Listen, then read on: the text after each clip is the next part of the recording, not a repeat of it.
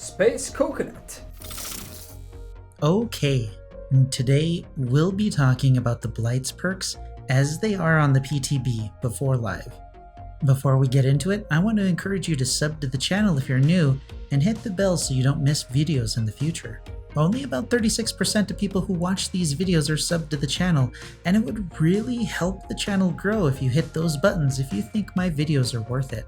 As with other perk studies, when looking at these perks, we're looking at them at their Tier 3 form against survivors with a reasonable amount of experience.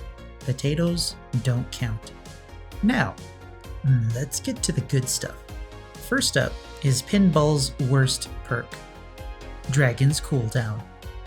It says after kicking a generator for the next 30 seconds, the first survivor that interacts with it will scream, revealing their location for 4 seconds and becoming afflicted with the exposed status effect for 60 seconds. Dragon's Grip has a cooldown of 80 seconds. Now, this perk would be good if it wasn't for the 3 cooldowns built into it. The basic 60-second exposed status effect, which is in line with Make Your Choice, makes it tolerable. But when we have a 30-second window for a survivor to even get the effect by touching a gen, and then 80 seconds to use the perk again, it makes the perk much less reliable and effective. While it's understandable because the effect has the potential to be devastating, the cooldowns as they are too much, which is to be expected by devs who tend to water down potentially exciting perks to make them excruciatingly boring and weak. To make Dragon's Grip good without being overpowered, one of the secondary cooldowns should be adjusted. In my opinion, the 30-second window should be removed entirely to make it work like Make Your Choice for gens. Make Your Choice takes effect when a survivor is rescued off a hook. The killer receives a notification when the rescue happens, and the exposed status effect lasts for 60 seconds, which is the exact same amount of time for its cooldown, which negates the possibility of multiple survivors having the exposed status effect if a killer manages to hook multiple survivors. The conditions for this effect to happen in the first place is for the killer to down and hook a survivor, in addition to being 32 meters away from the hook. An 80-second cooldown is probably in line with the time it would take to meet all of the requirements for Make Your Choice. Because Make Your Choice exists without a time limit for when it can be activated on a survivor, the same should apply to Dragon's Grip. Whether that change happens or not is up to the devs, which means we all know that the perk will remain a cooldown bonanza for the foreseeable future. The second most disappointing pinball perk is Hex Blood Favor. It says, a hex that gains the entity's favor when blood is spilled. When a survivor is hit, pallets within 16 meters of your location are held in place by the entity for 15 seconds. These pallets can't be pulled down. Hex Blood Favor has a cooldown of 40 seconds. A hex perk with a cooldown. A hex perk with a cooldown. A hex perk is supposed to be high risk, high reward, and yet the devs choose to give a removable perk a cooldown to make it less powerful. Because the perk has the requirement to hit a survivor, there are several issues with this perk being a hex in the first place. Because of the speed burst a survivor gains from a hit, experienced survivors are going to run forward to the next loopable area rather than stay in the area they're currently in. When they realize this perk is in play, they'll treat it like Spirit Fury or the Clown, choosing to drop pellets early to avoid the effects. If you manage to hit a survivor right as they drop the pallet, then you get 0 use out of the perk, and if my assumption is right, the cooldown will trigger anyway, since the pallet lock triggers when you hit a survivor. While it's possible to create some interesting plays with some quick thinking, the perk itself isn't that reliable. Making it a hex perk in addition to this weakness makes it a waste of a perk slot against experienced survivors or survivors who are paying attention or who are aware of what the perk does. Simply activating the perk is one thing, but since a survivor can take a hit and run to a new area, it can make the perk completely useless. This is much in the same way that Cruel Limits is an ill-conceived perk.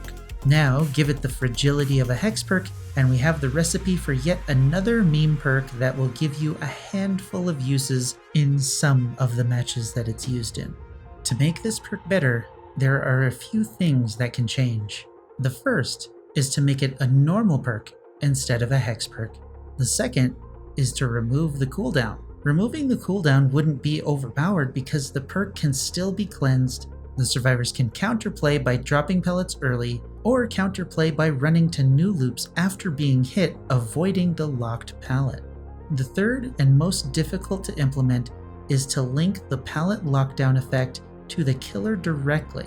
If the killer moves, any pallets within a certain range are locked down once they enter a specified radius. This third effect should be the one implemented, so the effect can be applied to crew limits in the same way. As it is, I really don't see the perk changing when it hits live. The devs are probably happy with it, and it'll gather dust with the rest of the perks that need adjustment. And finally, we have Pinball's best perk, Hex Undying.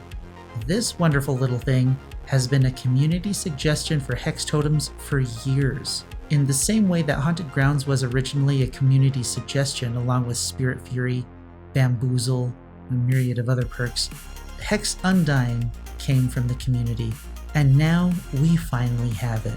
It says, a hex which maintains the vile powers that flow throughout the trial. While Hex Undying is active, survivors within 2 meters of any totem have their aura revealed for 6 seconds. When another hex totem is cleansed, that hex transfers to an available dull totem, losing any tokens in the process.